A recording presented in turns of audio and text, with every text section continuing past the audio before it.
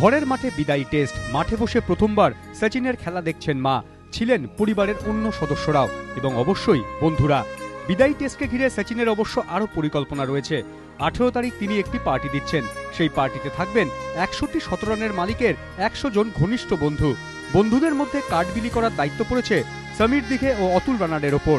সচিন যখন কলকাতায় আসেন তার জন্য স্পেশাল ডিশ যায় সিএবির প্রাক্তন কর্তা সমর পালের বাড়ি থেকে।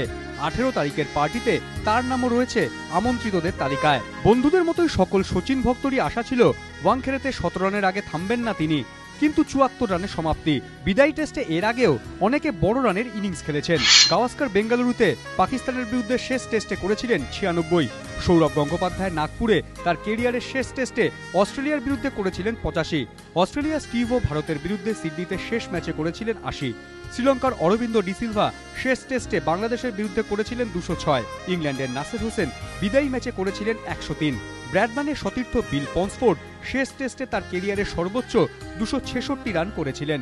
ব্র্যাডম্যানকে অবশ্য ওভালে বিদায়ী টেস্টে খালি হাতে ফিরতে হয়েছিল। শেষ টেস্টে 4 রান করলেই গড় হয়ে যেত 100, কিন্তু 0 রানে আউট হয়ে গেছিলেন ডন ব্র্যাডম্যান। গ্যারি সোবার্সও শেষ টেস্টে রান পাননি, 2 ইনিংসে করেছিলেন 0 ও 20। কুন্তল চক্রবর্তী, এবিপি আনন্দ, মুম্বাই।